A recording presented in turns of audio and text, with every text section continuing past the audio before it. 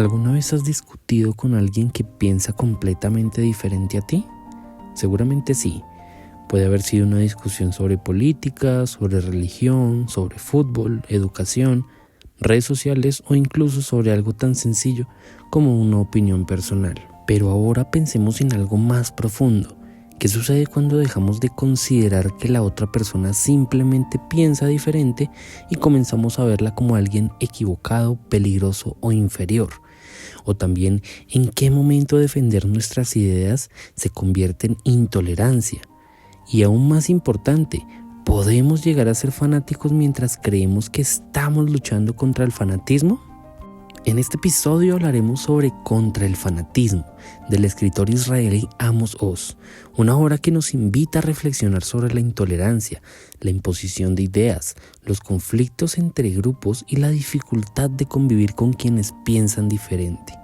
Esto es Contra el fanatismo. ¿Quién fue Amos Oz?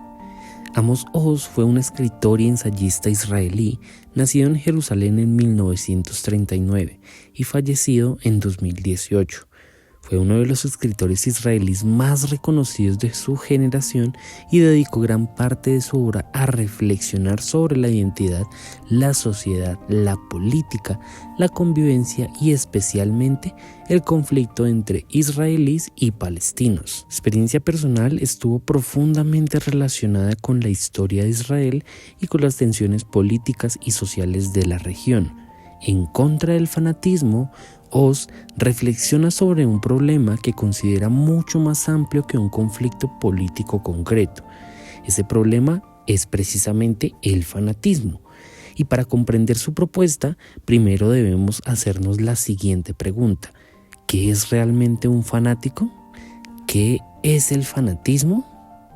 Cuando escuchamos la palabra fanatismo, normalmente pensamos en alguien que tiene una creencia extrema. Sin embargo, para Amos Oz, el problema no está simplemente en tener convicciones fuertes. Una persona puede defender firmemente sus ideas y no ser fanática. El fanatismo aparece cuando una persona considera que su manera de pensar es la única correcta y que las demás personas deberían aceptar obligatoriamente esa visión. El fanático no solamente piensa "yo tengo razón", eso va mucho más allá. Piensa en "yo tengo la verdad y tú estás equivocado por no aceptarla". Y en algunos casos llega incluso a pensar que quien no comparte sus ideas es una amenaza. Por eso el fanatismo está relacionado con la intolerancia, la imposición y la incapacidad de aceptar la diferencia. Podemos encontrar fanatismo en diferentes ámbitos. Puede existir fanatismo religioso, fanatismo político, ideológico, nacionalista o incluso fanatismo social. Por ejemplo, una persona puede tener una determinada posición política y defenderla con argumentos. Eso no significa ser fanática. Pero si comienza a considerar que todas las personas que piensan diferente son ignorantes, malas o peligrosas, entonces aparece una actitud fanática. ¿Fanatismo es solamente religioso? Una de las ideas más importantes que podemos encontrar en Amos Oz es que el fanatismo no debe entenderse exclusivamente como un problema religioso. El fanatismo puede aparecer prácticamente en cualquier sistema de ideas. Una persona puede ser fanática de una religión, pero también puede ser fanática de una ideología política, de una causa social, de una identidad nacional o incluso de su propia manera de entender la vida. Esto nos lleva a una pregunta bastante incómoda. ¿Podemos nosotros mismos tener comportamientos fanáticos? La respuesta puede ser sí, pero el fanatismo no siempre comienza con violencia. A veces comienza con algo mucho más cotidiano, como por ejemplo, dejemos de escuchar, dejemos de cuestionar nuestras propias ideas. Pensamos que quienes están de acuerdo con nosotros son los buenos y quienes están en desacuerdo son los malos. Y esto poco a poco es lo que vamos a construir básicamente una división entre nosotros y ellos. El fanatismo y el nosotros contra ellos. Esta división es fundamental para comprender el pensamiento de Oz. El fanatismo necesita construir un enemigo, necesita establecer una frontera entre quienes pertenecen a nuestro grupo y quienes están fuera de él. Nosotros somos los que tenemos la verdad, ellos son los equivocados.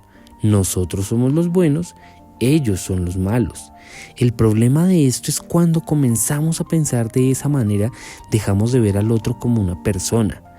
Ya no vemos sus experiencias, ya no vemos sus miedos, ya no vemos sus circunstancias o inclusive sus razones. Simplemente lo convertimos en una etiqueta, y cuando una persona deja de ser vista como una persona y se convierte solamente en el enemigo, resulta mucho más fácil justificar lo que vendría a ser la intolerancia. El fanatismo en la educación. También podemos relacionar estas ideas con la educación.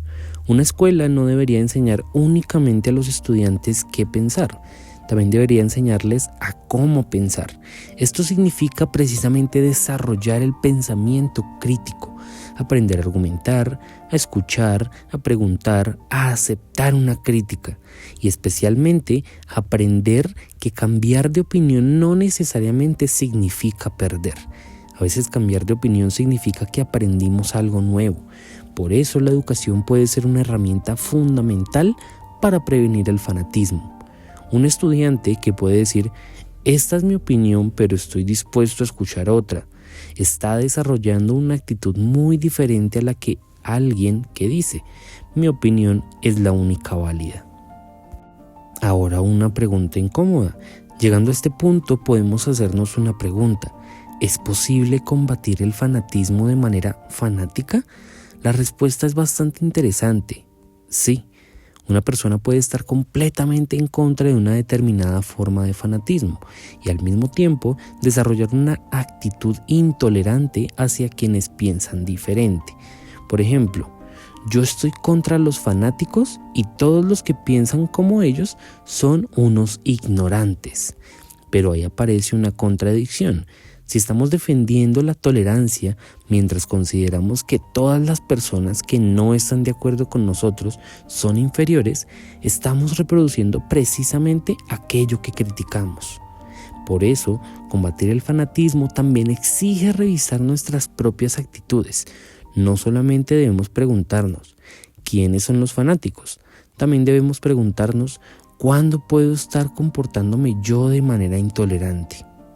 Entonces, después de leer y analizar contra el fanatismo, quizá la pregunta más importante no sea ¿quién tiene la razón?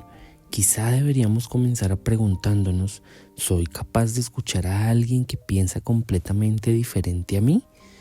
Porque convivir no significa pensar igual, tolerar no significa estar de acuerdo, y dialogar no significa renunciar a nuestras propias convicciones. Significa que vivamos en un mundo formado por personas diferentes, personas con historias diferentes, creencias diferentes, experiencias y opiniones diferentes.